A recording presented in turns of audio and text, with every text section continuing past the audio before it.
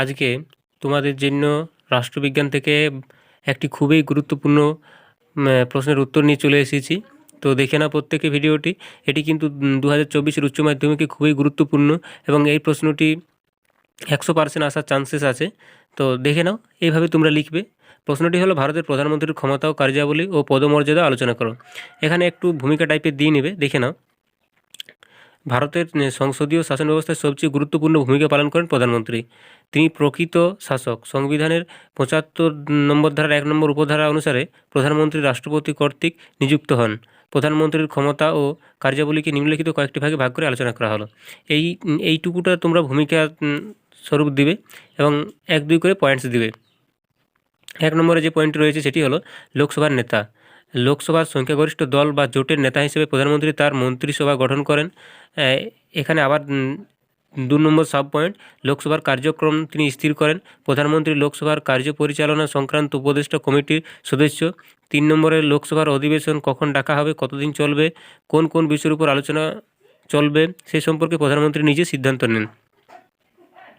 এরপর 2 নম্বর যে পয়েন্টটি রয়েছে সেটি হলো মন্ত্রিসভার নেতা। সংবিধান অনুসারে প্রধানমন্ত্রীর পরামর্শ অনুযায়ী রাষ্ট্রপতি মন্ত্রিসভার সদস্যদের নিয়োগ করেন। মন্ত্রিসভা গঠনে প্রধানমন্ত্রীর ভূমিকা চূড়ান্ত। এরপরে 2 নম্বর যেটি রয়েছে, মন্ত্রিসভার পুনর্গঠন, দপ্তর বন্টন এবং পুনর্বন্টন প্রভৃতির ব্যাপারে প্রধানমন্ত্রীর প্রভূত ক্ষমতা লক্ষ্য করা যায়। এর 3 নম্বরটি যেটি রয়েছে সেটি হলো মন্ত্রিসভার পরিচালনার জন্য যে সচিবালয় থাকে তা প্রধানমন্ত্রীর নিয়ন্ত্রণাধীনে কাজ করে। এরপর 3 নম্বর যে পয়েন্টসটি রয়েছে সেটি হলো সংখ্যাগরিষ্ঠ দলের বা জোটের নেতা। প্রধানমন্ত্রী লোকসভার সংখ্যাগরিষ্ঠ দলের বা জোটের নেতা হিসেবে কাজ করেন। লোকসভার ভেতরে ও বাইরে তাকে দলের বা জোটের মর্যাদা অক্ষুণ্ণ রেখে চলতে হয়। দল বা জোটের ঐক্য এবং সংহতি অটুট রাখার তার দায়িত্ব। দল বা জোটের দেওয়া প্রতিশ্রুতি সরকারি কাজকর্মের মাধ্যমে রূপায়ণের ব্যাপারে তাকে অগ্রণী ভূমিকা পালন করতে হয়। এটি ছিল 3 নম্বর পয়েন্টস।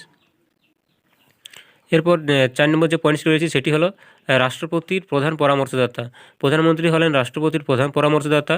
প্রধানমন্ত্রীর মাধ্যমে রাষ্ট্রপতি এবং মন্ত্রিসভার মধ্যে সংযোগ স্থাপিত হয়। মন্ত্রিসভার যাবতীয় সিদ্ধান্ত সম্পর্কে রাষ্ট্রপতিকে অবহিত করার দায়িত্ব প্রধানমন্ত্রীর। এটি ছিল 4 নম্বর পয়েন্ট। এবার 5 নম্বর যে পয়েন্টসটি রয়েছে সেটি হলো পররাষ্ট্রনীতির রূপকার। প্রধানমন্ত্রী পররাষ্ট্রনীতির প্রধান রূপকার। আন্তর্জাতিক রাজনীতিতে সদর্থক ভূমিকা অবলম্বনের প্রধান দায়িত্ব প্রধানমন্ত্রীর। কমনওয়েলথ সম্মেলন, জাতিপুঞ্জের শীর্ষ নেতাদের সম্মেলন, নির্জোট নেতাদের সম্মেলন এবং সার্ক বা আসিয়ানের মতো আন্তর্জাতিক সম্মেলনে ভারতের প্রতিনিধি হিসেবে গুরুত্বপূর্ণ বক্তব্য উপস্থাপন করেন। এরপরে 6 নম্বর যে পয়েন্টসটি রয়েছে সেটি হলো জাতির নেতা। প্রধানমন্ত্রী সমগ্র জাতির নেতা। গুরুত্বপূর্ণ জাতীয় এবং আন্তর্জাতিক সমস্যা বিশ্লেষণে জনগণের দৃষ্টি আকর্ষণ করেন প্রধানমন্ত্রী। জনগণের ইচ্ছা অনিচ্ছা অনুধাবন, জনমতের উপলব্ধি এবং নিয়ন্ত্রণ প্রধানমন্ত্রীর একটি গুরুত্বপূর্ণ দায়িত্ব। এটি ছিল 6 নম্বর পয়েন্ট। এবারে 7 নম্বর যে পয়েন্টসটি রয়েছে সেটি হলো ভারতের প্রধানমন্ত্রীর পদমর্যাদা।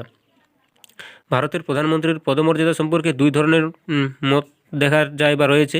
প্রথম মত অনুসারে প্রধানমন্ত্রী ভারতের একক ক্ষমতার অধিকারী, কিন্তু অনেকের মতে রাষ্ট্রপতি নিম্ন কর্মচারী হলেন প্রধানমন্ত্রী। কিন্তু সংবিধানের 75-এর 1 নম্বর সংশোধনের মাধ্যমে প্রধানমন্ত্রীকে রাষ্ট্রপতির সমতুল্য ক্ষমতা দেওয়া হয়েছে। এরপর নিজেদের যে মতামত আছে সেটা কিন্তু এখানে তোমরা প্রত্যেকেই দিয়ে নেবে, যেটা কিন্তু আমরা উপসংহার বলে লিখি।